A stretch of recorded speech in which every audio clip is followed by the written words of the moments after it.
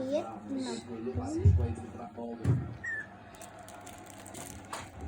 bu da. Ne yaparsın? Al.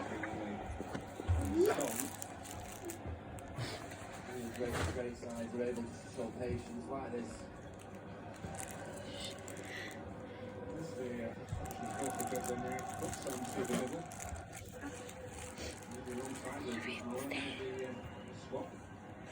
The Moldy's got to find a way to get too high up the pitch to engage. Try to win the ball back. Put the ball in. Don't press it yet. Easy passes around. Not really be putting them under pressure. Liverpool don't need to do that either. This week I've seen a contest like this with Manchester City against Manchester United, but they got 3 goals when they run, so Yeah. Liverpool have only got the one. Don't. Nagpapasok?